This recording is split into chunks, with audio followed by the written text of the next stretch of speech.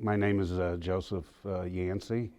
I am the former CEO of Places for People and have been working in the field of behavioral health for almost 44 years. Honestly, I have always seen behavioral health as a social justice issue in terms of when you compare it to the investment, the resources, the focus on physical health. I've always believed that behavioral health has kind of been subjugated, so it's a social justice issue to me, and that has been my whole life is around making things more fair and more equitable. Well, it certainly translated to my work at Places for People in the sense that our focus and what I reminded our staff about all the time was we were there for those folks that were not going to just voluntarily show up on their own. And the reason that was important is because we knew that the need so outweighed what was available that if you just left it to that build it and they will come, that what remained was always going to be those with the greatest needs, the greatest challenges, and the ones that were going to, have a harder road for the rest of their life. That's how it translated at Places for me. So I think a lot of times what we would find, there were people that didn't even know they needed the kind of help that we might be able to give them in the behavioral health arena. And the way to connect with those folks is really you have to be there. You have to be present. It can take a long time, but the power of relationship, the power of just being present is how you draw people in who may not even have never thought about it or may be even resistant to it. But if you're there long enough and you maintain that consistency and continuity of contact, it could be just simply, hey, how you doing? I was just wanting to check on you. Eventually people go, wow, that person must care about me.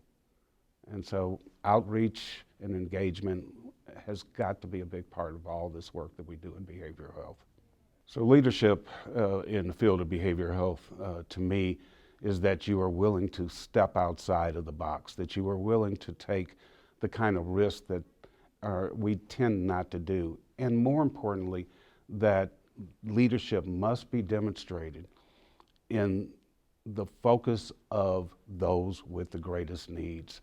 And frankly, speaking up, putting new ideas out there, not being afraid to just go rogue, to be honest with you, if that's going to result in a better quality of life, an improvement of health for those that tend not to get that. And so we really, for me, it's always been around, again, that equity perspective.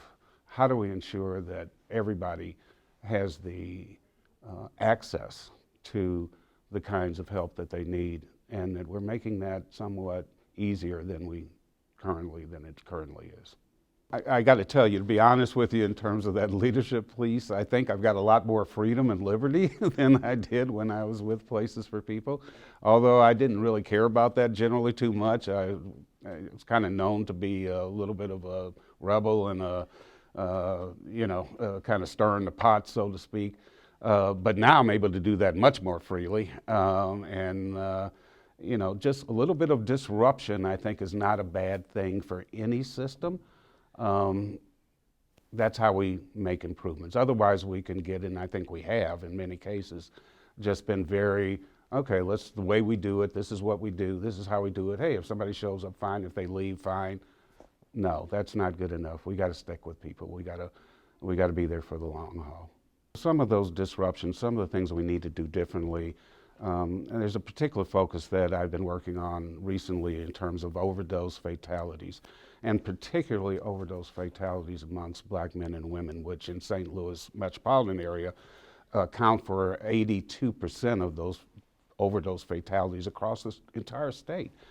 That is not acceptable. And so clearly what we have been doing has not worked very well. So the idea with this disruption is we're going inside out. We're addressing it from the inside out, from the community out, not from outside into the community. So what does that look like? That looks like investment in building the capacity of and empowering local community-based organizations that already have the trust of the people that we're trying to reach, and using them and empowering them, resourcing them so they can make those connections with folks, with people that already trust them, and move that on to our bigger system and make those kind of connections, because we have not been successful going the other way.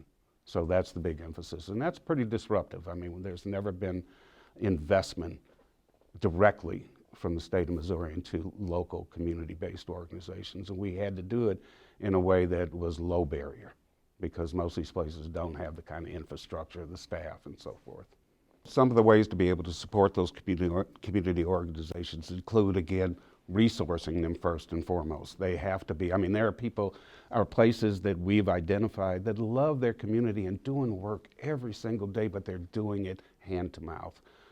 We have to recognize that expertise that they bring to the table, and we need to be able to actually invest in that, to resource them for that, and beyond that, to watch how that dynamic occurs within community. And it has been amazing to watch the kind of sharing, the collaboration, their talk, the energy that's just, been palatable, to be honest with you. So I think that's some of the ways that we're able to provide, basically to lift them up is what it comes down to, and make those connections that we need to make. I got to tell you, I love the people that I've been able to work with. I hate the illnesses, but I love the people. I love the community in which they live, and I am passionate about lifting folks up and improving their health and well-being, and quality of life overall. So one of the things that I think I really want to make a point of is that for too long we have not put a focus on prevention. I used to talk about it as and describe it as a body of water in terms of the behavioral health system. So there's a body of water, and we've got all these people in the water, and they're just floating by.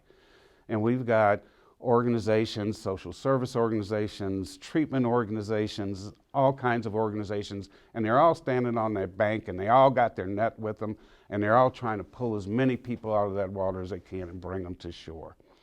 We've got to figure out and make a priority of getting downstream and figure out how are people getting in this water in the first place, and put our resources and our efforts towards that, particularly in behavioral health, which is not healthcare where you can just say, okay, well, this arm is broken, or let me give you this medication and this is going to work.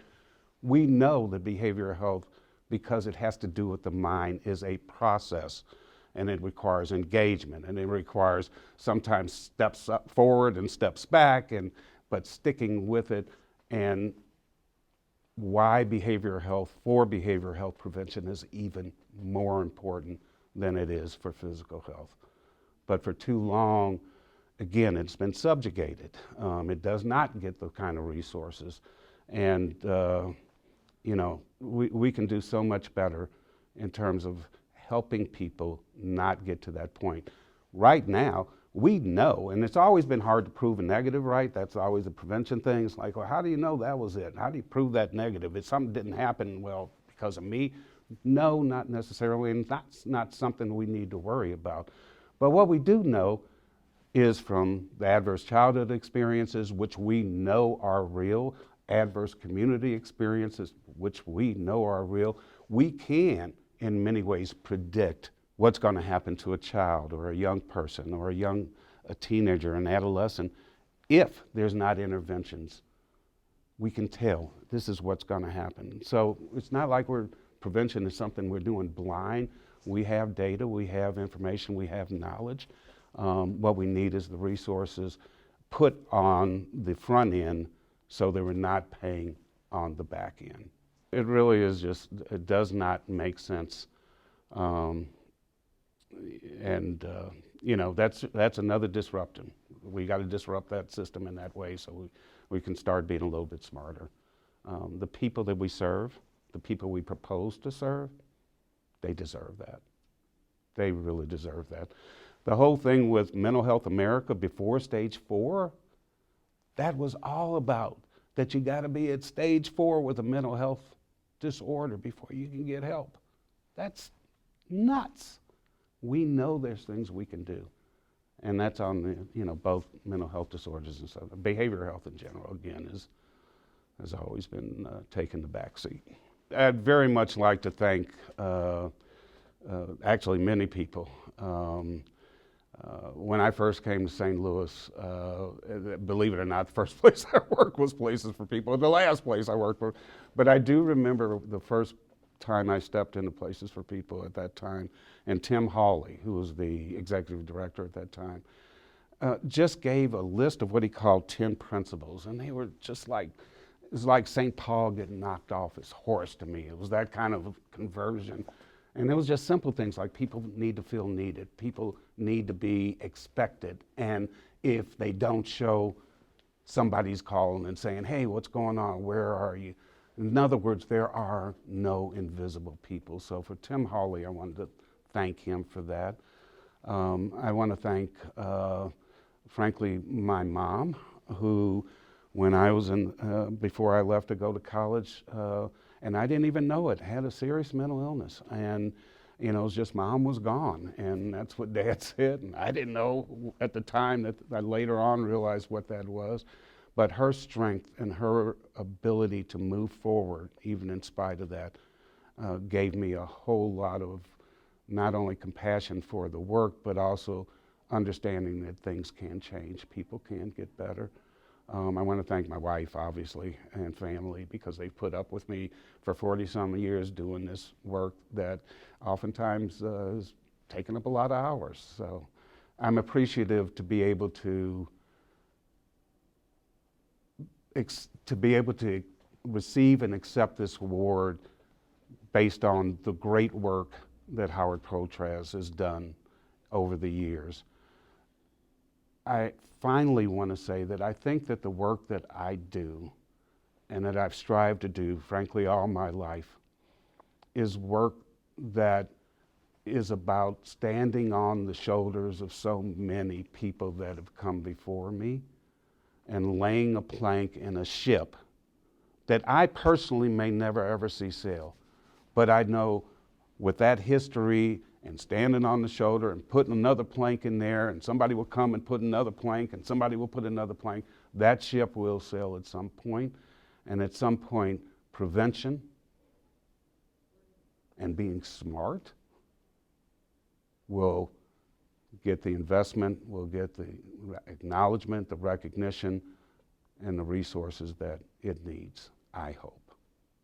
I got more to say, but that would have been too crazy. So. Joe.